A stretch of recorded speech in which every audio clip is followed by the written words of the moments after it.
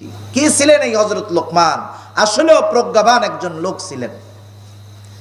উনি ছিলেন হাবশী গোলাম, নাক চ্যাপ্টা, চুল কোকড়া, দেখতে সুন্দর নয়, কালো একজন মানুষ ছিলেন, অসুন্দর ছিলেন। একটা মানুষকে দেখতে অসুন্দর লাগতে যা কিছু দরকার সব হযরতে লোকমানের মধ্যে ছিল, কারণ তিনি ছিলেন হাবশী কালো গোলাম। এই হযরত লোকমান গোলাম ছিল, গোলাম, হাবশী গোলাম। হযরতে লোকমান ওনার জীবনের অনেকগুলা চমকপ্রদ ঘটনা পাওয়া যায় সহিহ বর্ণনায়, যেগুলো আসছে। কত প্রজ্ঞাবান ব্যক্তি ছিলেন হযরত লোকমান। উনি একটা মালিকের ছাগল দেখাশোনা করতেন, রাখালগিরি করতেন। একদিন ছাগলের মালিক এসে হযরত লোকমানকে বলতেছে, লোকমান তুমি ছাগল জবাই করবা। ছাগল একটা জবাই করার পর ওই ছাগলের সবচাইতে সুস্বাদু জায়গার মাংস দুইটা টুকরা আনবা। হযরত লোকমান একটা ছাগল জবাই করলেন। তিনি জিহ্বার গোশত এবং হৃৎপিণ্ডটাকে নিয়ে আসলেন মালিকের সামনে। একদিন মানুষের সামনে হযরত লোকমান ওয়াজ করতেছেন, নসিহত করতেছেন। হঠাৎ একজন লোক দাঁড়ায় গেছে, দাঁড়ায় গিয়ে বলতেছে, ও লোকমান, আপনার কাছে আমার একটা প্রশ্ন আছে। আপনি কি সেই লোকমান নাকি যার সাথে আমি এক সময় বাগানে ছাগল চড়াইতাম? আপনি কি সেই লোকমান নাকি?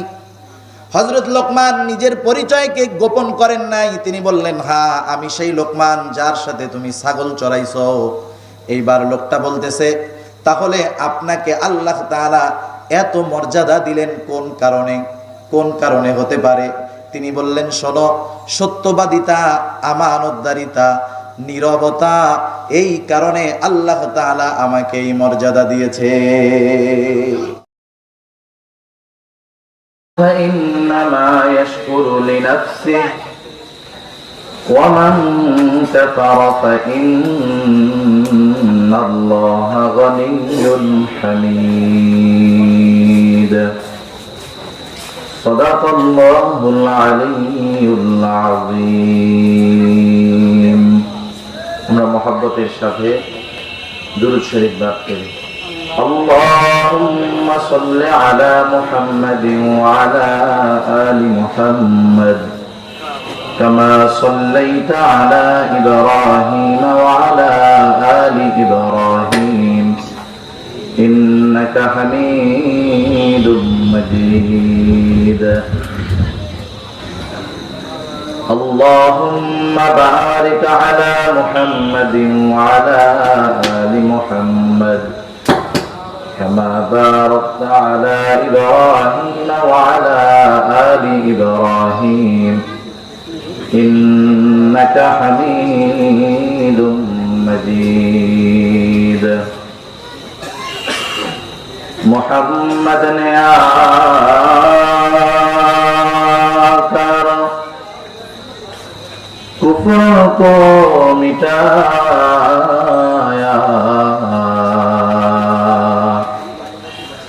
कुफ्र को मिटाकर सदाकत को बताया। बलगल उला बिकमालिही कशफत दुजा बिजमालिही हसनत जमीउ खिसालिही सल्लु अलैहि व आलिहि। ला इलाहा इल्लल्लाह ला इलाहा इल्लल्लाह ला इलाहा इल्लल्लाह ला इलाहा इल्लल्लाह ला इलाहा इल्लल्लाह ला इलाहा इल्लल्लाह ला इलाहा इल्लल्लाह ला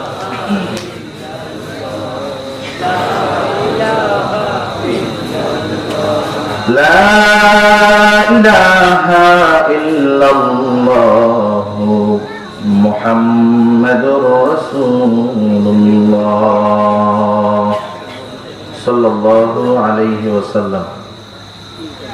আলহামদুলিল্লাহ, ঐতিহ্যবাহী গোপালগঞ্জ জেলার অন্তর্গত কাশিয়ানী থানাধীন জামিয়া কাসেমিয়া আরাবিয়া ও উম্মে কুলসুম মেমোরিয়াল মহিলা মাদ্রাসার উদ্যোগে আয়োজিত আজকের এই ওয়াজ মাহফিলের সম্মানিত শ্রদ্ধেয় সভাপতি, আমন্ত্রিত ওলামায়ে কেরাম, সামনে উপস্থিত মুরব্বিয়ানে কেরাম, সমবয়সী যুবক বন্ধু, স্নেহের ছোট ভাই এবং পর্দার অন্তরালে অবস্থানরত সম্মানিত শ্রদ্ধেয় মা ও বোন,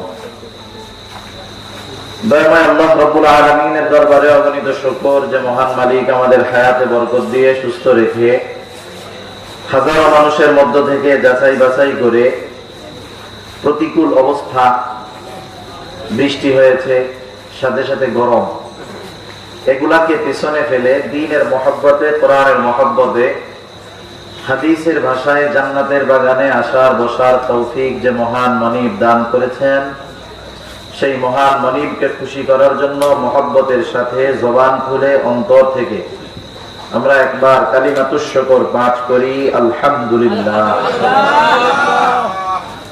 অগণিত দুরূদ ও সালাম সাইয়্যিদুল আম্বিয়া, আশরাফুল আম্বিয়া, খাতামুল আম্বিয়া, বিশ্ব নবী, শেষ নবী, শ্রেষ্ঠ নবী মুহাম্মদুর রাসূলুল্লাহ সাল্লাল্লাহু আলাইহি ওয়াসাল্লামের প্রতি। আল্লাহ তাআলা আমাদেরকে এখানে আসার বসার তৌফিক দিয়েছেন, তাই আমরা আসতে পেরেছি, বসতে পেরেছি। কি বলেন?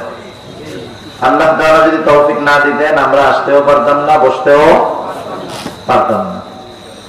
মাগরিবের পরবর্তী সময় এটা খুব গুরুত্বপূর্ণ একটা সময়। যারা হিফজখানায় পড়ে এরা বুঝে যে এই সময়টা কত গুরুত্বপূর্ণ।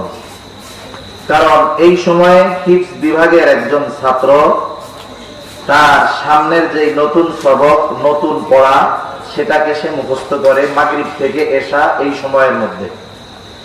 এটা গুরুত্বপূর্ণ একটা সময়। আলহামদুলিল্লাহ, আল্লাহ তাআলা আমাদেরকে এরকম একটি গুরুত্বপূর্ণ সময়ে এরকম দামি এক মজমায় বসার তৌফিক দিয়েছেন। আমরা আবারও আল্লাহ তাআলাকে খুশি করার জন্য বলি আলহামদুলিল্লাহ। আমি আপনাদের খেদমতে পবিত্র কোরআনুল কারীমের সূরা লোকমান থেকে কিছু আলোচনা করার নিয়তে সূরা লোকমানের দ্বিতীয় রুকু থেকে একটা আয়াত তিলাওয়াত করেছি।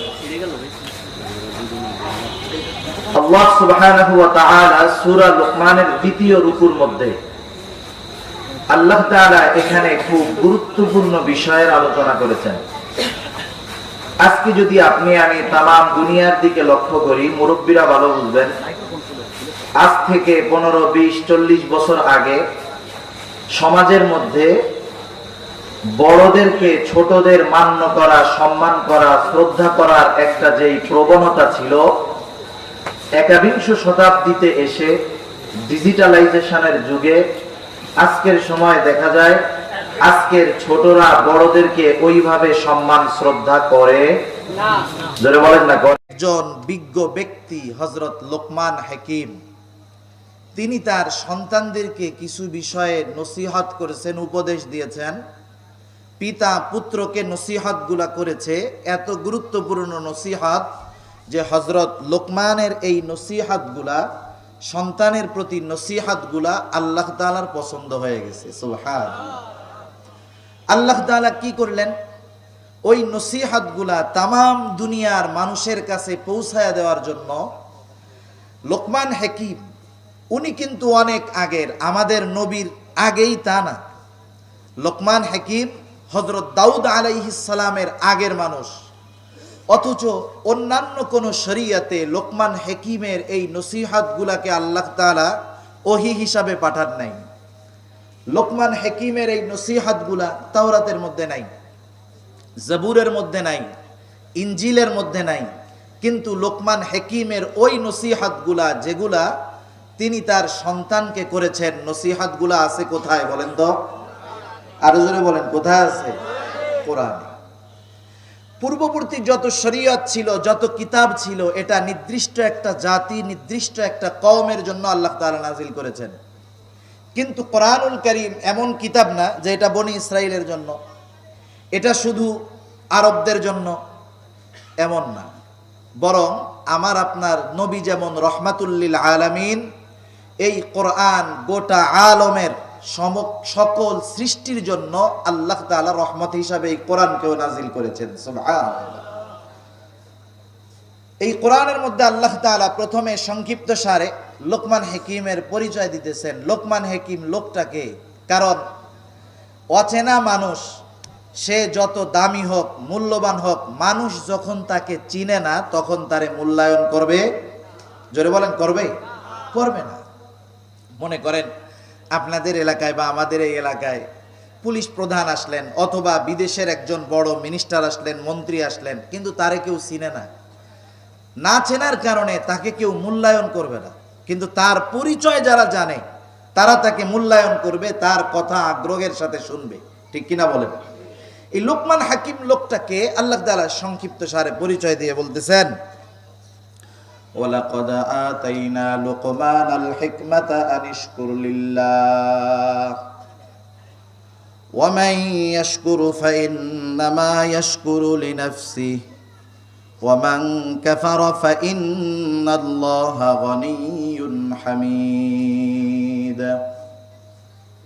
আল্লাহ রাব্বুল আলামিন হযরতে লোকমানের নামে একটা সূরা নাজিল করেছেন।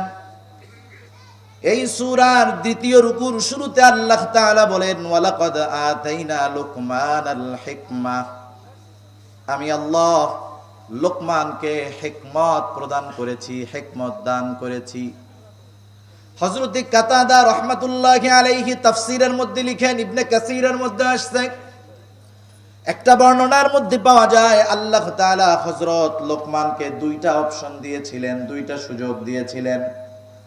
হযরত লোকমানকে বলা হলো, আপনাকে ইচ্ছা দেওয়া হলো, আপনার জন্য দুইটা ওয়ে আছে, দুইটা পথ আছে, একটা হলো হিকমত আর একটা হলো নবুয়ত। আপনি যেটা চান, যেটা পছন্দ করেন সেটাকে আপনি গ্রহণ করতে পারেন। নবুয়ত, হিকমত, আপনি যেটা চান আপনি গ্রহণ করতে পারেন। হযরত লোকমান কি করছে? হযরত লোকমান নবুয়ত গ্রহণ করেন নাই, তিনি হিকমত গ্রহণ করেছেন। হযরত লোকমানকে প্রশ্ন করা হলো, কি ব্যাপার, আল্লাহ তাআলা তো আপনাকে নবুয়তির মতো সম্মানজনক বিষয়টা নেওয়ার সুযোগ করে দিয়েছিলেন, কিন্তু আপনি সেই নবুয়তি গ্রহণ না করে হিকমত কেন বেছে নিলেন? কারণটা কি? তিনি জবাব দিলেন, শোনো, নবুয়তি নেওয়ার সুযোগ আল্লাহ তাআলা আমাকে দিয়েছে, কিন্তু আল্লাহ রাব্বুল আলামিন আমাকে দিয়ে দেয় নাই, সুযোগ দিয়েছে। আল্লাহ তাআলা যদি স্বয়ং আমাকে নবুয়তি দিয়ে দিতেন তাহলে আমার নবুয়তের দায়িত্ব পালনের যথাযথ জিম্মাদারি আল্লাহ তাআলার কাছে থাকতো। কিন্তু আমি যদি অপশন পাওয়ার পরে সেটা নিজে গ্রহণ করতাম, আল্লাহ তাআলা দেন নাই কিন্তু আমি নিজে গ্রহণ করেছি, তাহলে আমার নবুয়তির কাজে যদি কোনো ত্রুটি বিচ্যুতি হতো ওই দায়ভার আমার উপরে এসে পড়তো। সেজন্য আমি নবুয়তি গ্রহণ করি নাই, আমি হিকমতকে গ্রহণ করেছি। আমি দ্বীনের বুঝ, প্রজ্ঞা, স্বপ্নের তাওবীর, এই বিষয়গুলা আমি আল্লাহ তাআলার কাছ থেকে নিয়েছি। কি ছিলেন এই হযরত লোকমান? আসলেও প্রজ্ঞাবান একজন লোক ছিলেন। উনি ছিলেন হাবশী গোলাম, নাক চ্যাপ্টা, চুল কোকড়া, দেখতে সুন্দর নয়, কালো একজন মানুষ ছিলেন, অসুন্দর ছিলেন। একটা মানুষকে দেখতে অসুন্দর লাগতে যা কিছু দরকার সব হযরতে লোকমানের মধ্যে ছিল, কারণ তিনি ছিলেন হাবশী, কালো গোলাম। কিন্তু দেখেন, আমাদের সমাজে আমরা অনেক সময় মনে করি বংশকৌলিন্য, সম্পদ, যোগ্যতা, ডিগ্রি যদি থাকে সে মনে হয় দামি। এটা দুনিয়ার রুলস, দুনিয়ার একটা নীতি। কিন্তু আল্লাহ তাআলার কাছে সুন্দর, ডিগ্রি, টাকা পয়সা, বংশকৌলিন্য এগুলার কোনো দাম নাই, বরং আল্লাহ তাআলার কাছে দামি হলো সে যার তাকওয়া যত বেশি। এটা আল্লাহ তাআলার কাছে। দুনিয়ার মানুষ দামি মনে করে এক সিস্টেমে, আল্লাহ তাআলার কাছে আর এক সিস্টেম। এই হযরত লোকমান গোলাম ছিল, গোলাম, হাবশী গোলাম। হযরত লোকমান, ওনার জীবনের অনেকগুলা চমকপ্রদ ঘটনা পাওয়া যায় সহিহ বর্ণনায়, যেগুলো আসছে। কত প্রজ্ঞাবান ব্যক্তি ছিলেন হযরত লোকমান। উনি একটা মালিকের ছাগল দেখাশোনা করতেন, রাখালগিরি করতেন। একদিন ছাগলের মালিক এসে হযরত লোকমানকে বলতেছে, লোকমান, তুমি ছাগল জবাই করবা। ছাগল একটা জবাই করার পর ওই ছাগলের সবচাইতে সুস্বাদু জায়গার মাংস দুইটা টুকরা আনবা। হযরত লোকমান একটা ছাগল জবাই করলেন। তিনি জিহ্বার গোশত এবং হৃৎপিণ্ডটাকে নিয়ে আসলেন মালিকের সামনে। আনার পরে বললেন, এটা হলো সবচাইতে উত্তম দুইটা জায়গার গোশত। এইবার মালিক আবার বলতেছে, তুমি যাও এইবার আর একটা ছাগল জবাই করার পরে সবচাইতে নিকৃষ্ট মাংস 2 জায়গার থেকে আনবা। হযরত লোকমান আবার জিহ্বার গোশত আর হৃৎপিণ্ডটাকে মালিকের সামনে আইনা হাজির করলো। মালিক বলতেছে, লোকমান তুমি কি মজা করো নাকি? সর্বোত্তম জায়গার গোশত আনতে বললাম 2 টুকরা, তুমি এইটা আনলা। সবচাইতে খারাপ জায়গাটা আনতে বললাম, তাও এইটা আনলা, কারণ কি? হযরত লোকমান তখন বললেন, এই 2টা জিনিসের কারণেই মানুষ দামি হয়, উৎকৃষ্ট হয়, নিকৃষ্ট হয়। যার জবান এবং অন্তর ঠিক হয়ে যায় সে আল্লাহ তাআলার কাছে দামি হয়ে যায়, আর যার জবান আর অন্তর নষ্ট হয়ে যায় সে সবচাইতে নিকৃষ্ট হয়ে যায়। এই 2টা জিনিসের কারণেই মানুষ দামি হয়, উৎকৃষ্ট হয় আর নিকৃষ্ট হয়। এই 2টা যেমন দামি, এই 2টা তেমন সবচাইতে নিকৃষ্ট, সবচাইতে পচা। হযরত লোকমান আল্লাহ তাআলা ওনাকে হিকমত প্রদান করলেন। হযরত লোকমান কেমন করে এত বিখ্যাত হলেন? একদিন মানুষের সামনে হযরত লোকমান ওয়াজ করতেছেন, নসিহত করতেছেন। হঠাৎ একজন লোক দাঁড়ায় গেছে, দাঁড়ায় গিয়ে বলতেছে, ও লোকমান, আপনার কাছে আমার একটা প্রশ্ন আছে। আপনি কি সেই লোকমান নাকি যার সাথে আমি এক সময় বাগানে ছাগল চড়াইতাম? আপনি কি সেই লোকমান নাকি? হযরত লোকমান নিজের পরিচয়কে গোপন করেন নাই। তিনি বললেন, হ্যাঁ আমি সেই লোকমান যার সাথে তুমি ছাগল চড়াইছো। এইবার লোকটা বলতেছে, তাহলে আপনাকে আল্লাহ তাআলা এত মর্যাদা দিলেন কোন কারণে? কোন কারণে হতে পারে? তিনি বললেন, শোনো, সত্যবাদিতা, আমানতদারিতা, নীরবতা, এই কারণে আল্লাহ তাআলা আমাকে এই মর্যাদা দিয়েছে। সত্যবাদিতা, আমানতদারিতা, নীরব থাকা, এই ধরনের কয়েকটা গুণের কথা উনি উল্লেখ করেছেন। এগুলার কারণে আল্লাহ তাআলা আমাকে এই সম্মানে ভূষিত করেছেন। এই হযরত লোকমান তার সন্তানকে নসিহত করতেছে, উপদেশ দিচ্ছে। আমাদের জানার বিষয় কি? শুধু নসিহতগুলা শুনলাম, জানলাম, ভালো লাগলো, ভালো লাগলো না, এতটুকুর মধ্যে সীমাবদ্ধ রাখবো না। বরং শ্রবণ করার পরে আমি নিজের সাথে নিজে মিলাবো।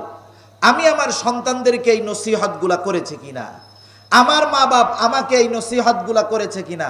কারণ এই নসিহতগুলার মধ্যে বর্তমান তরুণ প্রজন্ম যে পথভ্রষ্ট হয়ে ধ্বংসের মুখে পতিত হচ্ছে, এই নসিহতগুলা যদি অভিভাবকেরা সন্তানদের করে আর সন্তানরা যদি এই নসিহতের আলোকে জীবন পরিচালিত করে, ওই ধ্বংসের রাস্তা থেকে সে সফলতার পথের দিকে আসতে পারবে।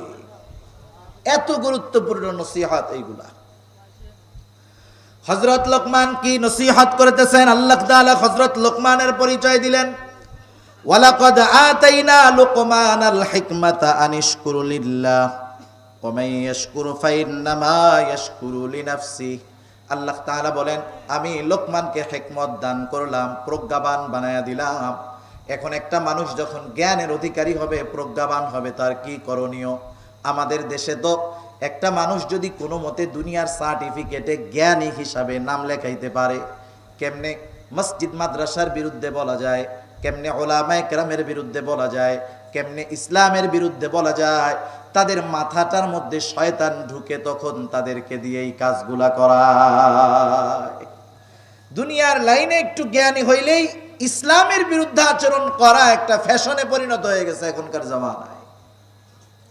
হযরত লোকমানকে আল্লাহ তাআলা জ্ঞান দিয়েছেন। এরপরে আল্লাহ তাআলা কি বললেন? আনিশকুরু লিল্লাহ। লোকমান হিকমতওয়ালা হয়েছে, কি করণীয়? আল্লাহ তাআলা বলেন, লোকমান তুমি আল্লাহ তাআলার কৃতজ্ঞতা প্রকাশ করো। নেয়ামত দান করেছি, এটা হিকমত, বড় একটা নেয়ামত। তুমি আল্লাহ তাআলার কৃতজ্ঞতা প্রকাশ করো, আল্লাহ তাআলার প্রদত্ত এই নেয়ামতের শুকরিয়া আদায় করো। এখন বলেন তো, আল্লাহ সুবহানাহু ওয়া তাআলা আমাদের কারো প্রশংসা বা কৃতজ্ঞতার মুখাপেক্ষী নাকি? সারা দুনিয়ার মানুষ যদি আল্লাহ তাআলার নাফরমানি করে, আল্লাহ তাআলার কৃতজ্ঞতা প্রকাশ যদি কেউ না করে, এই কারণে আল্লাহর সম্মান কমে যাবে? জোরে বলেন, কমবে? তামাম দুনিয়ার মানুষ যদি আল্লাহ তাআলার প্রশংসা করে, আল্লাহ তাআলার যেই শান মান বাড়বে। তাহলে কৃতজ্ঞতা প্রকাশ করলে আল্লাহ তাআলার লাভও নাই, লসও নাই। বরং কোন বান্দা যদি আল্লাহ তাআলার নেয়ামতের বিপরীতে কৃতজ্ঞতা প্রকাশ করে, যে নেয়ামতের কৃতজ্ঞতা প্রকাশ করবে লাভ তার, যে করবে না ক্ষতিও তার। এজন্য আল্লাহ তাআলা বলেন, একটা রেহালা নেন না, তো রেহালা নেন, বুঝেন না কেন? কোরআন শরীফ আনতে বলছি তো রেহালা এমনি আনবেন। আল্লাহ রাব্বুল আলামিন এরপরে বলেন, ওয়ামান ইয়াশকুর ফাইন্নামা ইয়াশকুরু লিনাফসিহি। আল্লাহ তাআলা বলেন, মান ইয়াশকুর, যে কৃতজ্ঞতা প্রকাশ করে, ফাইন্নামা ইয়াশকুরু লিনাফসিহি, সে নিজের জন্যই কৃতজ্ঞতা প্রকাশ করে। কারণ কোন মানুষ যখন আল্লাহ প্রদত্ত নিয়ামত পাওয়ার পর আল্লাহ তাআলার কৃতজ্ঞতা প্রকাশ করে, বলেন তো ওই ব্যক্তির ওই নিয়ামতগুলো আরো বাড়ায় দেয় কে? আল্লাহ তাআলা কোরআনুল কারীমের আরেক জায়গায় বলেন, লাইন শাকারতুম লাযীদান্নাকুম ওয়া লাইন কাফারতুম ইন্না আযাবি লাশাদীদ। আল্লাহ তাআলা বলেন, লাইন শাকারতুম লাযীদান্নাকুম, তোমরা যদি শুকরগুজার হও, কৃতজ্ঞতা প্রকাশ করো, আল্লাহ তাআলা তাকিদ যোগ করে বলতেছেন লাযীদান্নাকুম, শুধু বাড়ায়া দিব এটা বলেন নাই, বরং আল্লাহ তাআলা বলেন লাযীদান্নাকুম, কৃতজ্ঞতা প্রকাশ করার কারণে আমি অবশ্যই তোমাদের নিয়ামত আরো বাড়ায়া দিব। ওয়ালা ইন কাফারতুম, যদি তোমরা নিয়ামতের নাশকরি করো, ইন্না আযাবি লাশাদীদ, জেনে রাখো আমার আযাব বড় কঠোর। তাহলে আল্লাহ তাআলার নিয়ামতের শুকরিয়া যদি আদায় করি, লাভ কাদের? জোরে বলেন, আমাদের। আল্লাহ তাআলা সেই কথাই বলেন, ওয়ামান ইয়াশকুর ফাইন্নামা ইয়াশকুরু লিনাফসিহি, যে কৃতজ্ঞতা প্রকাশ করে সে নিজের জন্য করে, আর যে নিয়ামত পাওয়ার পরে আল্লাহ তাআলার কুফরি করে, কৃতজ্ঞতা প্রকাশ করে না, আল্লাহ তাআলা বলেন, ওয়ামান কাফারা ফাইন্নাল্লাহা গনিয়্যুন হামিদ। আল্লাহ রাব্বুল আলামিন বলেন, আর যে কুফরি করে তার জেনে রাখার দরকার, আল্লাহ সুবহানাহু ওয়া তাআলা কারো মুখাপেক্ষী নাকি? কারো মুখাপেক্ষী বলেন? কারো প্রশংসার মুখাপেক্ষী আল্লাহ রাব্বুল আলামিন নয়, বরং যে কৃতজ্ঞতা প্রকাশ করে না সে নিজের ক্ষতি নিজে ডাইকা আনে। হযরতে লোকমান ছিলেন একজন কৃতজ্ঞতা প্রকাশকারী বান্দা। এই হযরতে লোকমান তার সন্তানদেরকে যেই নসিহতগুলা করতেছেন, আল্লাহ তাআলা এর পর নসিহতগুলা উল্লেখ করেন। আল্লাহ তাআলা বলেন, ওয়াইদ ক্বালা লুকমানু লিবনিহি ওয়া হুয়া ইয়াইদুহু ইয়া বুনাইয়া লা তুশরিক বিল্লাহ। আল্লাহ তাআলা কি বলেন? আল্লাহ তাআলা বলেন, ওয়াইদ ক্বালা লুকমানু লিবনিহি, লোকমান তার সন্তানকে বলতেছে, মানে নসিহত করতেছে, উপদেশ দিচ্ছে। ওয়াইদ ক্বালা লুকমানু লিবনিহি ওয়া হুয়া ইয়াইদুহু ইয়া বুনাইয়া লা তুশরিক বিল্লাহ। আল্লাহ তাআলা বলেন, হযরত লোকমান তার সন্তানকে বলতেছে, নসিহত করতেছে, উপদেশ দিচ্ছে, সন্তানকে বলতেছে, উপদেশ দিচ্ছে, ইয়া বুনাইয়া, হে আমার বৎস, হে আমার সন্তান, লা তুশরিক বিল্লাহ, তুমি কখনো আল্লাহ তাআলার সাথে শিরিক করবা না, আল্লাহ তাআলার সাথে শিরিক করবা না। তাওহীদের পরিচয় পিতা তার সন্তানকে করায় দিচ্ছে আল্লাহ তাআলার সাথে। এখন যদি আপনাদেরকে আমি জিজ্ঞাসা করি, আপনার আমার সন্তান যখন কথা বুঝতে শিখেছে অথবা একটু বড় হয়েছে, কয়জন পিতা এই জায়গায় আছেন যে আপনি আপনার সন্তানকে আদরের সাথে ডাক দিয়া বলছেন, ও আমার কলিজার টুকরা সন্তান, কখনো আল্লাহ তাআলার সাথে শিরিক কইরো না? কয়জন বাপ আছেন একটু দেখান না, হাত উঁচা করেন। বলছেন পুলারে পড়ার পরে বলছেন, এই তো মাশাআল্লাহ, এই যে 2-3 জন পাওয়া গেছে। আল্লাহ তাআলা বলতেছে, হযরত লোকমান নসিহত করতেছে, 1 নম্বরে, ও আমার বৎস, আল্লাহ তাআলার সাথে শিরিক কইরো না। কেন শিরিক করবা না? ইন্নাশ শিরকা লাযুলমুন আযীম, শিরক হলো মহা অন্যায়, মহা জুলুম। প্রত্যেকটা পাপ জুলুম, প্রত্যেকটা গুনাহ জুলুম, সবচাইতে বড় জুলুম হলো শিরক। এই জন্য আল্লাহ তাআলা কোরআনুল কারীমের মধ্যে বলেন, ইন্নাল্লাহা লা ইয়াগফিরু আন ইউশরাকা বিহি ওয়া ইয়াগফিরু মা দুনা যালিকা লিমান ইয়াশা। আল্লাহ তাআলা বলেন, নিশ্চয়ই আল্লাহ তাআলা সব গুনাহ মাফ করে দিবে, শিরকের গুনাহ আল্লাহ তাআলা মাফ করবে না। শিরক এত মহা এক অপরাধ, মহা এক জুলুম। কেউ যদি শিরকের উপরে অটল থাকে, তওবা না করে, ঈমান নবায়ন না করে, তার ঠিকানা হবে চিরস্থায়ী জাহান্নাম। নাউযুবিল্লাহ। আল্লাহ তাআলা বলেন, ওয়া মান ইউশরিক বিল্লাহি ফাকাদ ইফতারা ইসমান আযীমা। ওয়া মান ইউশরিক বিল্লাহি ফাকাদ দাল্লা দালালাম বাঈদা। আল্লাহ তাআলা কোরআনুল কারীমের মধ্যে জানায় দেন, যারা শিরিক করে তারা পথভ্রষ্ট, সর্বোচ্চ মানের পথভ্রষ্ট তারা। কারণ যেই পথে সে শিরিক করার মাধ্যমে চলতেছে, এই পথ তাকে অনন্তকালের জাহান্নামের দিকে তাকে নিয়ে যাবে। আর যারা শিরিক করে, আল্লাহ তাআলা বলেন তাদের আমল আল্লাহর দরবারে কবুল হয় না। সেজন্য শিরক থেকে নিজে বাঁচতে হবে, নিজের অধীনস্থ যারা আছে এদেরকেও তাওহীদের শিক্ষা দিতে হবে, আল্লাহ তাআলার একত্ববাদের শিক্ষা দিতে হবে। শিরক থেকে নিজে বাঁচতে হবে, নিজের অধীনস্থ যারা আছে এদেরকেও শিরক থেকে বাঁচাইতে হবে। যাই হোক, আল্লাহ তাআলার সাথে পরিচয় করায় দিল হযরত লোকমান। এরপরে যেই নসিহতটা আছে, এই নসিহতটা হযরত লোকমানের নসিহত নয়, এটা আল্লাহ সুবহানাহু ওয়া তাআলার নসিহত। আমি এই বিষয়টা একটু পরে যাব। আগে হযরতে লোকমান যেই নসিহতগুলো সন্তানকে করেছেন সেইগুলা একটু আপনাদের খেদমতে পেশ করার পর আল্লাহ তাআলা এক্সট্রা ভাবে যেই নসিহতটা এখানে করেছেন সেটার ব্যাপারে বলবো।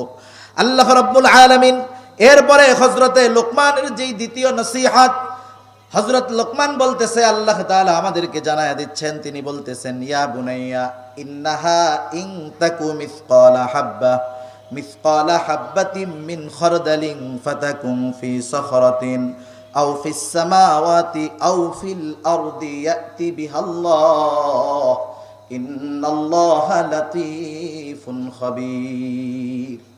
আল্লাহ তাআলা কতটা সূক্ষ্মদর্শী সন্তানকে এটা উনি জানাচ্ছেন। প্রথম বললেন যে শিরিক কইরো না, এরপরে আল্লাহ তাআলা কতটা সূক্ষ্মদর্শী যে বান্দার প্রত্যেকটা কাজের ব্যাপারে আল্লাহ তাআলা কতটা গভীরভাবে নজর রাখেন, এইবার বাবা ছেলেকে সেটা বুঝায় বলতেছে ইয়া বুনাইয়া, হে আমার বৎস, ইন্নাহা ইন তাকু মিসকালা হাব্বাতিন মিন খারদাল ফাতাকুম ফি সাখরাতিন আও ফিস সামাওয়াতি আও ফিল আরদ।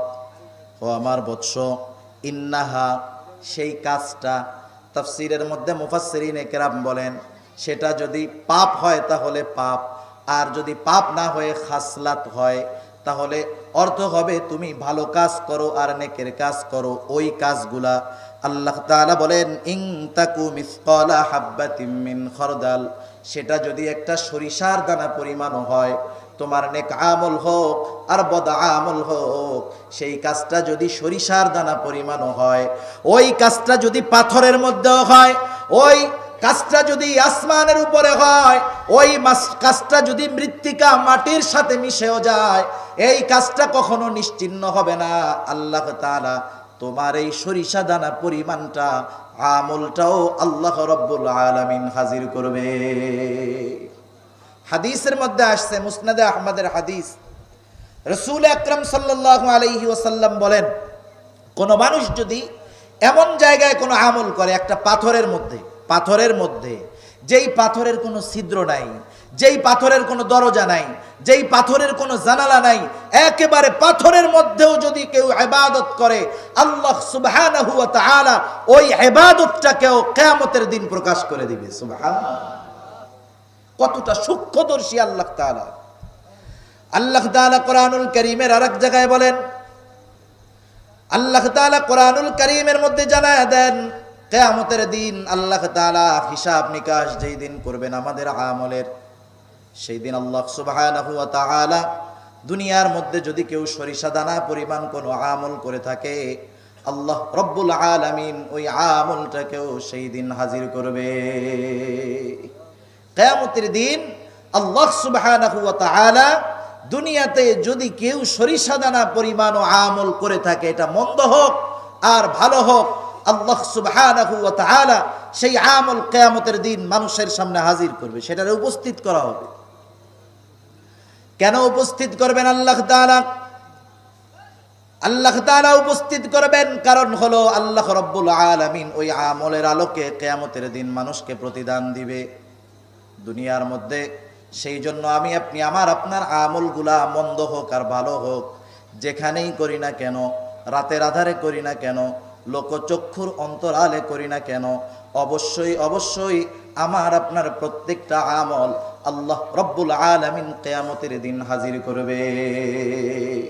আল্লাহ তাআলা বলেন ওয়ানাদউল মাওয়াজিনাল কিসতা লিয়াউমিল কিয়ামাতি ফালা তুযলামু নাফসুন শাইআ ওয়া ইন কানা মিসকালা হাববাতিন মিন খারদালিন আতাইনা বিহা ওয়া কাফা বিনা হাসিবিন। আল্লাহ রাব্বুল আলামিন বলেন ওয়ানাদউল মাওয়াজিনাল কিসতা লিয়াউমিল কিয়ামাহ, আমি কিয়ামতের দিন ইনসাফের আদালত কায়েম করব। দুনিয়ার আদালতে বেইনসাফি ভরা। অধিকাংশ ক্ষেত্রে যেই ব্যক্তি শাস্তির উপযুক্ত নয় সে শাস্তি পায়, নির্দোষ মানুষ শাস্তি পায়, অপরাধীরা মুক্তি পেয়ে যায়। কিন্তু কিয়ামতের দিন আল্লাহ তাআলার আদালত হবে ইনসাফের আদালত। আল্লাহ তাআলা বলেন ওয়ানাদউল মাওয়াজিনাল কিসতা লিয়াউমিল কিয়ামাহ, এমন আদালত, দুনিয়ার আদালতে মাজলুমের উপরে আরো জুলুম হয় বেশি, কিন্তু আল্লাহ তাআলা বলেন ফালা তুযলামু নাফসুন শাইআ, সেই দিন কারো উপরে সামান্যতম জুলুম করা হবে না। জুলুম যে শুধু একজনের উপরে অত্যাচার করলেই জুলুম হয় তা না, যে যেইটার উপযুক্ত নয় তাকে সেটা দেওয়া এটাও জুলুম। একজন শাস্তির উপযুক্ত, তাকে যদি পুরস্কৃত করা হয় এটাও এক ধরনের জুলুম। কথা বুঝতে পারছেন? খালি মার দিলে, অবিচার করলে, জমি দখল করলেই জুলুম করা হয় তা না, যে যেটার উপযুক্ত নয় তাকে সেটা দিলেই এটা জুলুম। একজন শাস্তি পাওয়ার উপযুক্ত, তাকে শাস্তি না দিয়ে পুরস্কৃত করা হলো, অথচ সে তিরস্কৃত হওয়ার কথা ছিল, তারে করা হলো পুরস্কৃত, এটা হইল জুলুম। আল্লাহ তাআলা সেই দিন এমন কিছু করবেন না, বরং আল্লাহ তাআলা বলেন ফালা তুযলামু নাফসুন শাইআ ওয়া ইন কানা মিসকালা হাববাতিন মিন খারদালিন আতাইনা বিহা। কেউ যদি সরিষা দানা পরিমাণ কোনো আমল করে থাকে, আল্লাহ তাআলা বলেন আতাইনা বিহা, ওই আমল সহ তাকে হাজির করা হবে। কেন হাজির করা হবে? আল্লাহ তাআলা সেই দিন ওই সরিষা দানা পরিমাণ আমলেরও হিসাব নিবে। আল্লাহ তাআলা বলেন ফামান ইয়ামাল মিসকালা যাররাতিন খাইরান ইয়ারাহ ওয়া মান ইয়ামাল মিসকালা যাররাতিন শাররান ইয়ারাহ। আল্লাহ তাআলা বলেন কেউ যদি দুনিয়ার মধ্যে যাররা পরিমাণ কোনো ভালো কাজ করে সেটাও দেখতে পাবে। দুনিয়ায় কেউ যদি যাররা পরিমাণ, যাররা বোঝেন তো যাররা, যাররার সাধারণ উদাহরণ আমরা আগে মুরব্বীদের জবান থেকে শুনতাম, একটা বালুকে যদি 70 ভাগ করা হয়, একটা বালুকে যদি 70 ভাগ করা হয়, ওই 70 ভাগের একটা ভাগকে এক একটা যাররা বলা হয়। এক সময় মানুষ হয়তো চিন্তা করত যে একটা বালুরে 70 ভাগ, এটা আবার কেমনে করে? কিন্তু এখন এই অণু পরমাণু আবিষ্কার হওয়ার পরে বোঝা যাইতেছে যে একটা বালুকে 70 ভাগ না 1000 ভাগও করে ফেলানো যায়। আল্লাহ তাআলা বলতেছেন দুনিয়াতে ওই যাররা পরিমাণ নেক আমল যদি কেউ করে সে দেখতে পাবে, আবার যদি দুনিয়ায় কেউ যাররা পরিমাণ বদ আমল করে, গুনার কাজ করে, সেটাও সে দেখতে পাবে। আল্লাহ তাআলা কতটা সূক্ষ্মদর্শী! আল্লাহ তাআলার এই সূক্ষ্মদর্শিতার পরিচয় হযরত লোকমান সন্তানের সামনে তুলে ধরে বলতেছেন, ও আমার বৎস, ইন্নাহা ইন তাকু মিসকালা হাববাতিন মিন খারদাল ফাতাকুন ফি সাখরাতিন আও ফিস সামাওয়াতি আও ফিল আরদি ইয়াতি বিহাল্লাহ। তুমি যদি তোমার কোনো আমল সেটা একেবারে যাররা পরিমাণ হয়, সেটা যদি পাথরের ভিতরেও হয়, আসমানের উপরেও যদি থাকে, জমিনের সাথেও যদি মিশে যায়, আল্লাহ তাআলা কি করবেন? ইয়াতি বিহাল্লাহ, সেই আমলটাকে আল্লাহ তাআলা হাজির করবে। সুবহানাল্লাহ। যে আল্লাহ তাআলা আমাদের প্রত্যেকটা আমলের ব্যাপারে এমন খবর রাখেন, সে আল্লাহ তাআলা কেমন আল্লাহ? তিনি বলতেছেন ইন্নাল্লাহা লাতীফুন খাবীর। আল্লাহ তাআলা হলেন সর্বজ্ঞ এবং সূক্ষ্মদর্শী। সব খবর আল্লাহ তাআলার কাছে আছে, যত সূক্ষ্ম হোক আল্লাহ তাআলা জানেন। হাদিসের মধ্যে আসছে আধার রাতে, আমাবস্যার কালো রাতে, একেবারে অন্ধকার এক জঙ্গলের মধ্যে যদি কালো একটা পাথরের উপরে কুসকুসে একটা কালো পিঁপড়াও যদি হাঁটে, আল্লাহ সুবহানাহু ওয়া তাআলা সেটাও দেখে।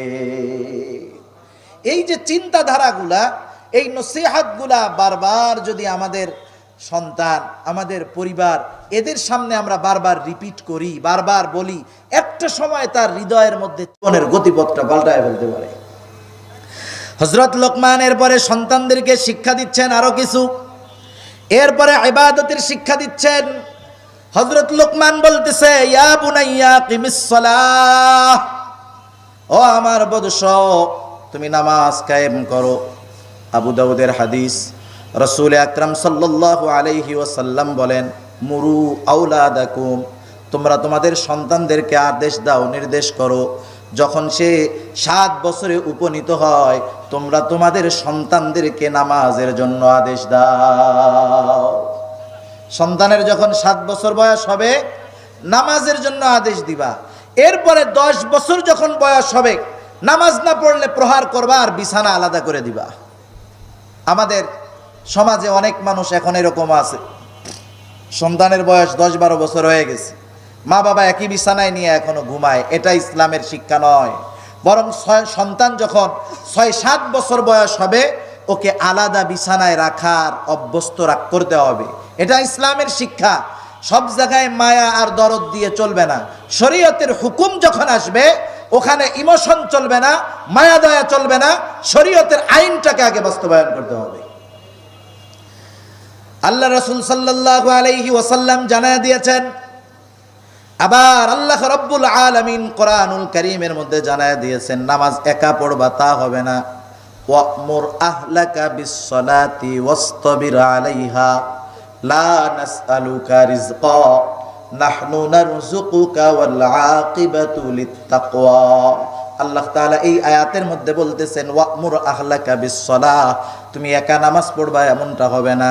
ওয়া'মুর আহলাকা বিস-সালাহ, তুমি তোমার পরিবার তথা তোমার অধীনস্থদেরকেও নামাজের আদেশ দাও।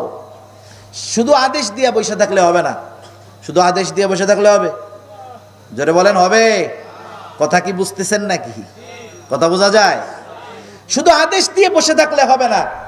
মুমিন কোন কর্মের উপরে 100% ডিপেন্ডেবল নয়, কোন কাজের উপরে সে 100% ভরসা রাখবে না। কাজ করবে, সাথে সাথে দোয়া করবে কার কাছে? হযরত ইব্রাহিম আলাইহিস সালাম সন্তানের জন্য দোয়া করেছে। আমরা আমাদের নিজের জীবনের সাথে কথাগুলা মিলাবো।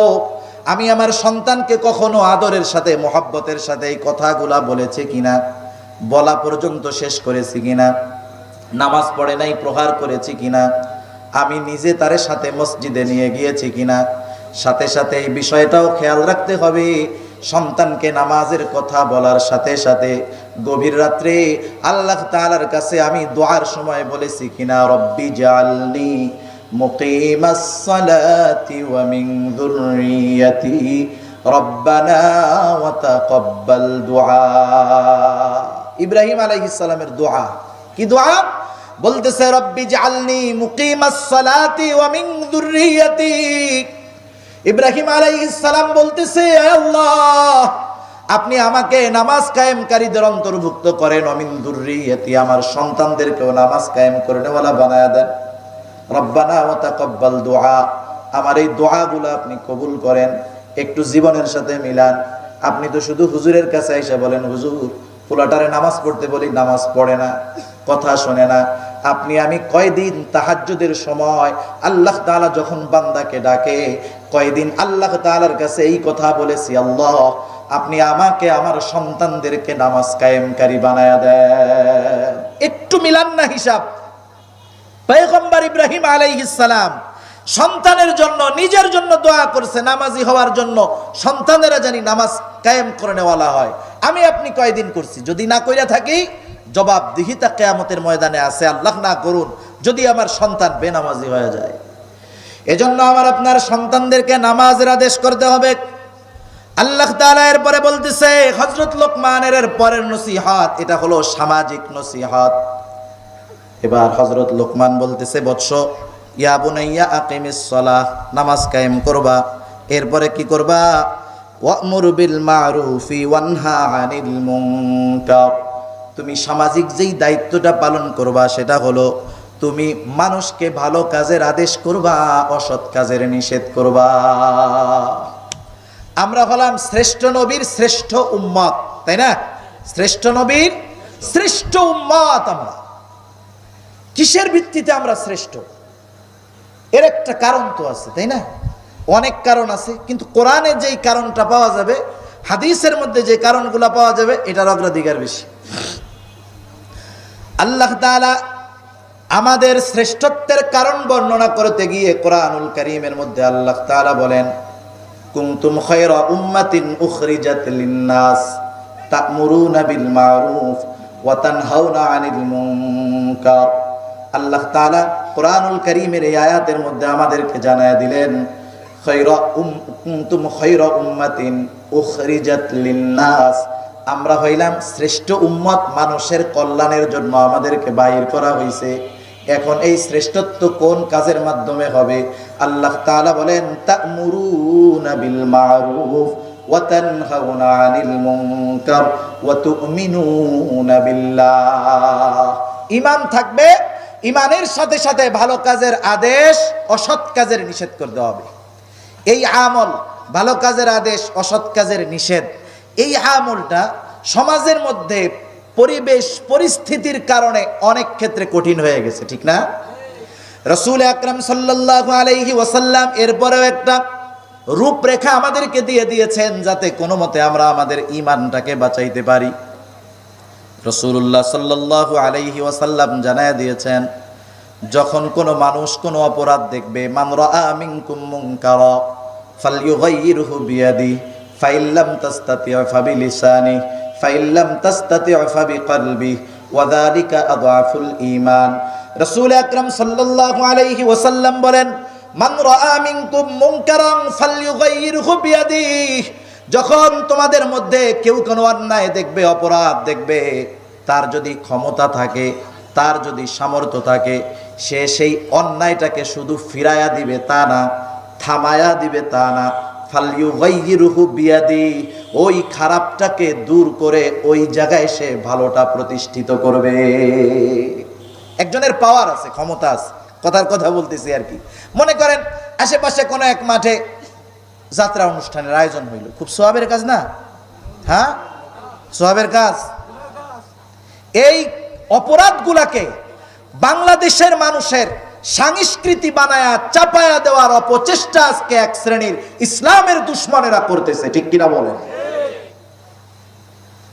এখন অত্র এলাকার যিনি সুপ্রিম পাওয়ারের অধিকারী, তার ক্ষমতা আছে এটাকে বন্ধ করে দেওয়ার। ওনার দায়িত্ব কি? শুধু বন্ধ করা না, ওইখানে ওই খারাপটাকে দূর করার পরে ভালো একটা কাজ ওইখানে জারি করা। পাওয়ার থাকার পরে যদি উনি ওই কাজ না করেন, তাহলে ওনার ঈমানের ব্যাপারে সংশয় আছে। এখন মনে করেন আপনার আমার সেই সামর্থ্য নাই, একটা মন্দ কাজ হইতেছে, আমি আপনি বাধা প্রদান করব, ওই জায়গায় ভালো একটা কাজ চালু করব, সেই ক্ষমতা আমার আপনার নাই। তাইলে আর ঘর থেকে বাহির হওয়া লাগবে না, জীবন শেষ হয়ে যাবে, পরিবার পরিজনের জীবন অনিশ্চয়তায় ভুগবে। আল্লাহর নবী বলেন, কোনো অসুবিধা নাই, তুমি যদি ওই কাজটাকে ফিরায়া দিতে, বাধা প্রদান করতে অক্ষম হও, ফাইল্লাম তাস্তাতি' ফাবিলিসানি, তুমি জবান দিয়ে ওইটারে বাধা দাও, তুমি তাদেরকে বলো কাজটা ভালো না, কাজটা মন্দ, তোমার দায়িত্ব এই কাজটা যে মন্দ তাদের কান পর্যন্ত পৌঁছায়া দেওয়া। তোমার এরপরে যদি তারা মান্য না করে, এটা তাদের উপরে বর্তাবে, কোনো অসুবিধা নেই। কিন্তু যেই লোকটার হাত দিয়ে ফিরায়া দেওয়ার ক্ষমতা আছে, উনি যদি মুখ দিয়ে ওয়াজ করে, কাজ হবে? যদি বলেন হবে, ওনাকে হাত দিয়েই ফিরাতে হবে ওইটা। উনি মুখ দিয়ে ওয়াজ করলে কাজ হবে না তো। এরপরে নবীজি বলেন, মুখ দিয়ে বলবা, বাধা প্রদান করবা। আফসোস, এমন এক জামানার মধ্যে আমরা আসছি, আমাদের গভর্নমেন্ট থেকে বলা হয়, সারা দেশের মানুষ জানে মাদকের বিরুদ্ধে জিরো টলারেন্স। কয়েক জায়গায় পত্রিকার মধ্যে খবরে দেখলাম, ইমাম সাহেব মসজিদের মধ্যে মাদকের বিরুদ্ধে বক্তব্য দিয়েছে, মসজিদ থেকে বাহির হতে বাড়িতে যাইতে পারে নাই, বাড়িতে যাওয়ার আগে ওই মাদক সেবীরা ইমাম সাহেবকে জখম করে হাসপাতালে পাঠায়া দিয়েছে। হয় কি হয় না? তার মানে দেখেন, মসজিদের মেম্বার থেকেও অনেক সময় পরিবেশ পরিস্থিতির কারণে মুখ দিয়ে বাধা দেওয়া যায় না, বলা যায় না। আল্লাহ রাসূল সাল্লাল্লাহু আলাইহি ওয়াসাল্লাম বলেন, হাত দিয়ে বাধা দিতে পারো না, জবান দিয়ে বাধা দিলেও জীবন নাশের আশঙ্কা, কি করবা?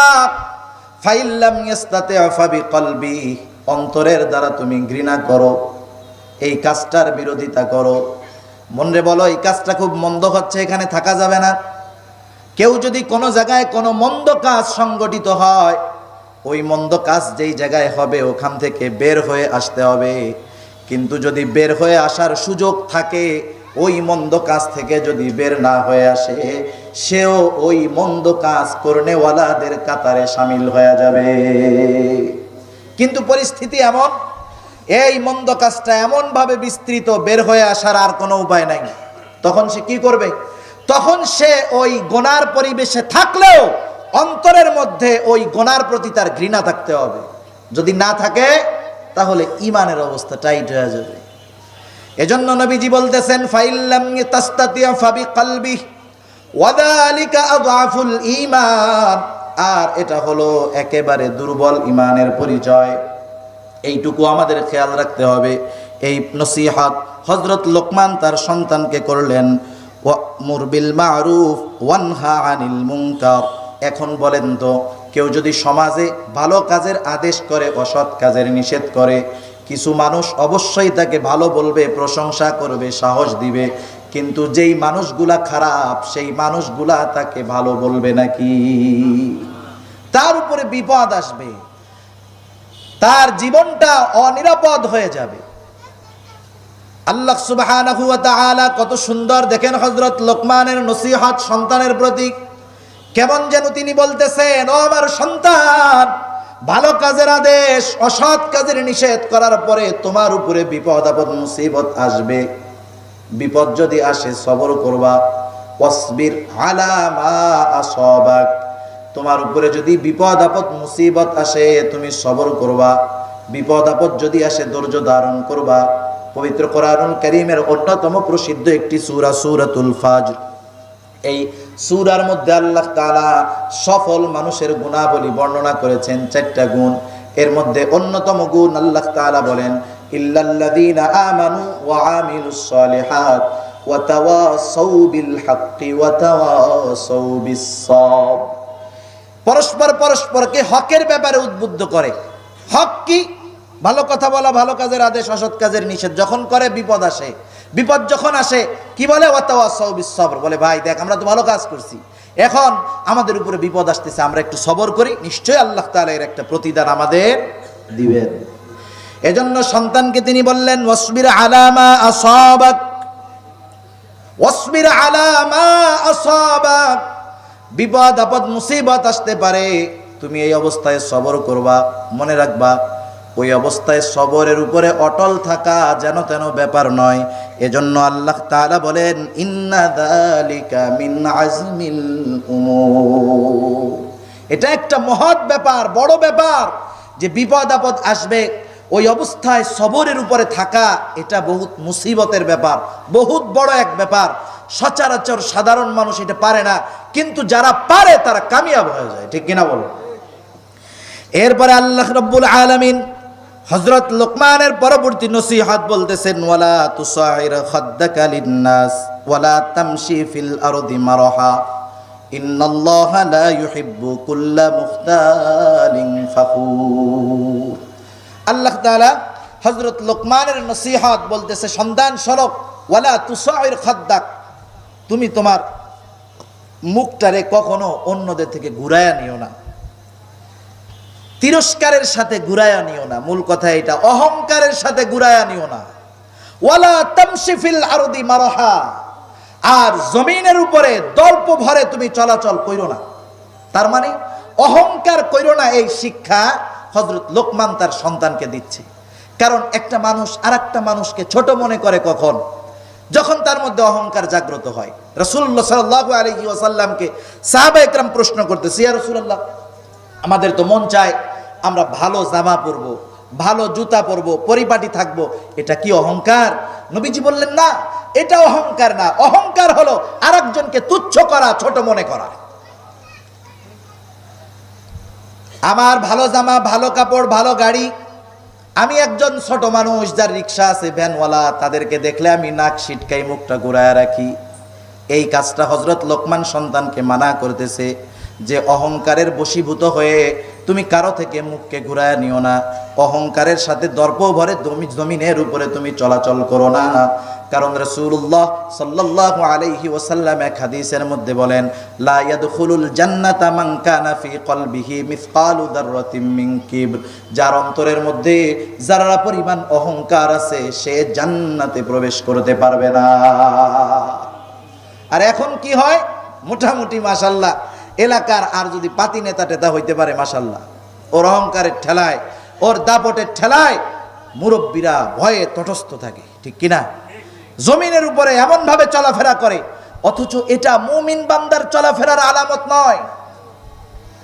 আল্লাহ তাআলা পবিত্র কোরআনুল কারীমের সূরা ফুরকান রহমানের বান্দাদের অনেকগুলা গুণাবলী আল্লাহ তাআলা বর্ণনা করেছেন। আল্লাহ তাআলা রহমানের বান্দাদের একটা গুণাবলী বর্ণনা করতে গিয়ে বলেন, রহমানের বান্দারা যখন পথ চলে, রহমানের বান্দারা তখন বিনয়ের সাথে পথ চলে।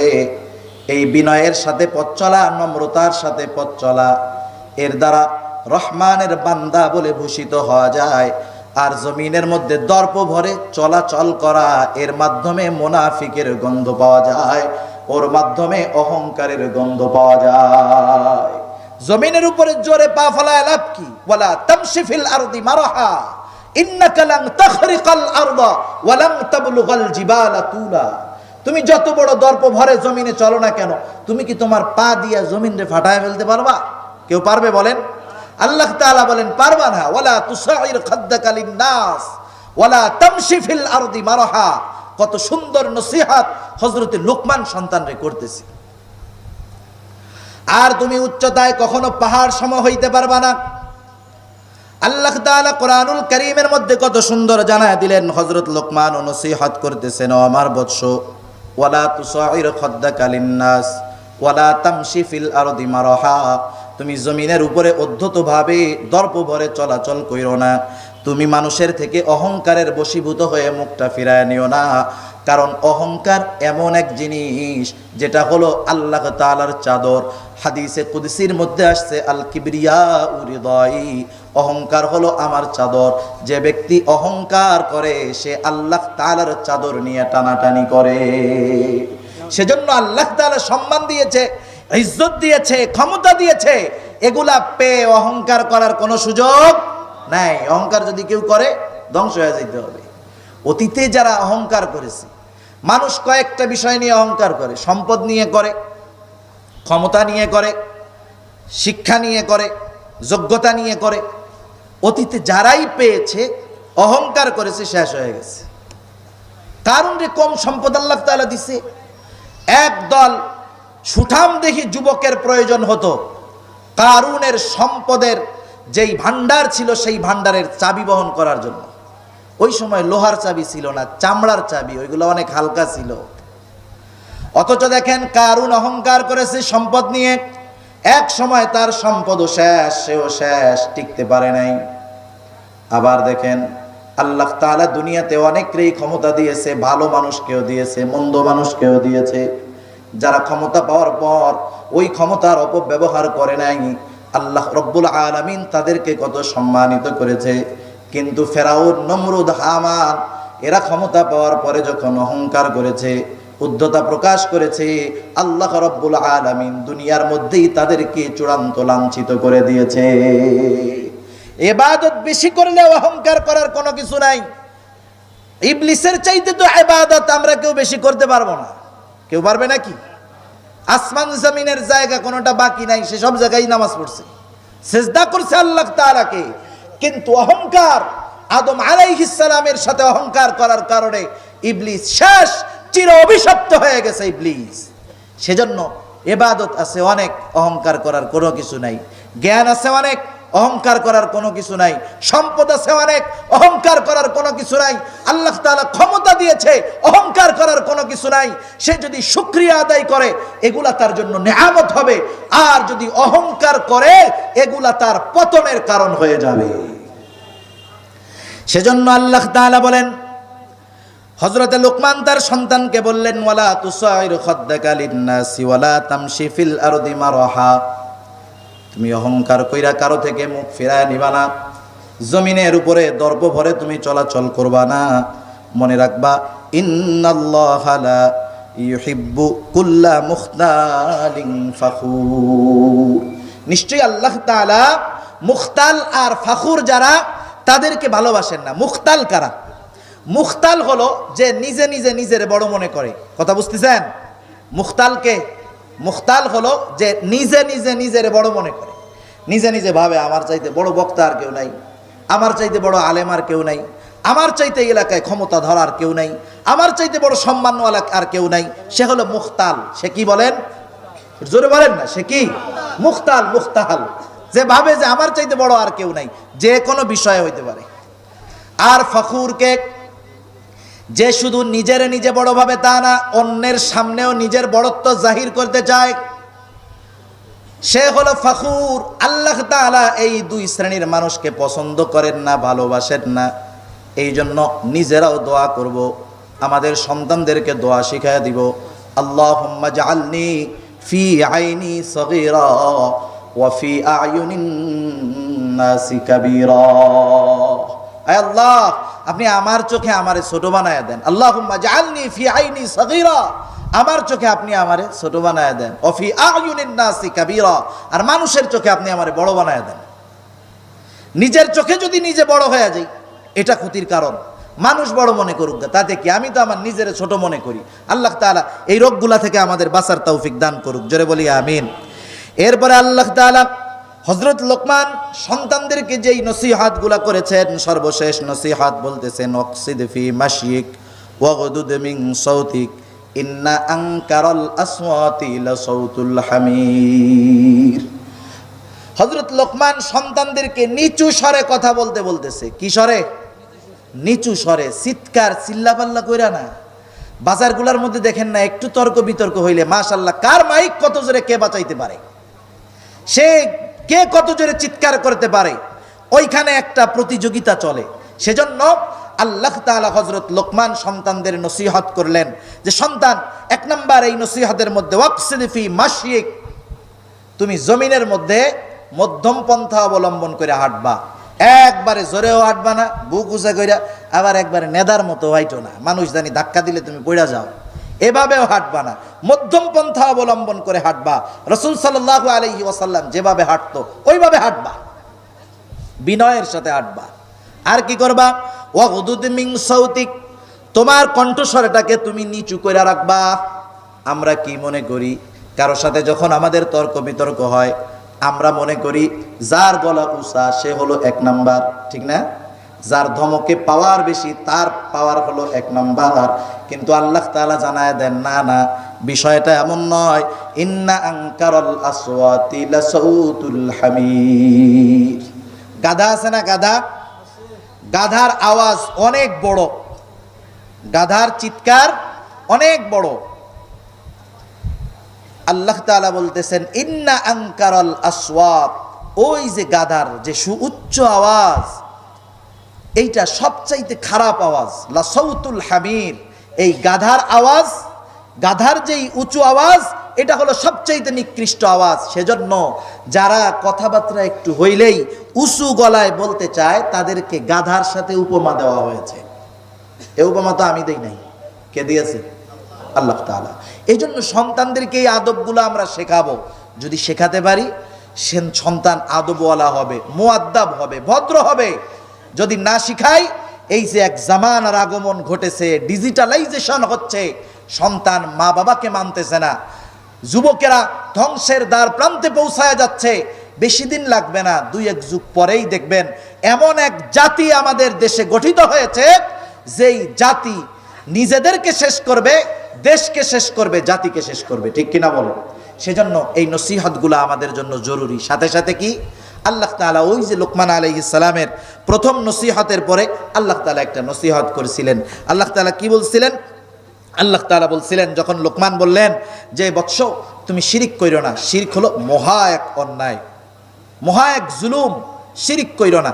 এখানে হযরত লোকমান তার সন্তানদেরকে তাওহীদের শিক্ষা দিয়েছে, একত্ববাদের শিক্ষা দিয়েছে। তাওহীদ একত্ববাদের শিক্ষা হলো এমন শিক্ষা, এর উপরে আমার গোটা জিন্দেগীর সব আমল নির্ভর করতেছে। এমন গুরুত্বপূর্ণ শিক্ষা যখন দিয়েছে, আল্লাহ তাআলা ওই নসিহতগুলোর মধ্যে তামাম দুনিয়ার মানুষের জন্য নিজে একটা নসিহত ঢুকায়া দিয়েছেন। কি ঢুকায়া দিয়েছেন? ওয়াসাইনাল ইনসানা বিওয়ালিদাই। আল্লাহ রাব্বুল আলামিন বলতেছেন, ওয়াসাইনাল ইনসানা বিওয়ালিদাই হামালাতহু উম্মুহু ওয়াহনান আলা ওয়াহন ওয়া ফিসালুহু ফি আমাইনি আনিশকুর লি ওয়া লিওয়ালিদাইক ইলাইয়াল মাসির। আল্লাহ তাআলা ওসিয়ত করতেছেন। আল্লাহ তাআলা যেটা ওসিয়ত করে সেটা ফরজ। কি বলতেছেন আল্লাহ তাআলা? বলতেছেন যে আমি দুনিয়ার মানুষদেরকে ওসিয়ত করতেছি, আদেশ দিচ্ছি তাদের পিতামাতার ব্যাপারে। কি আদেশ?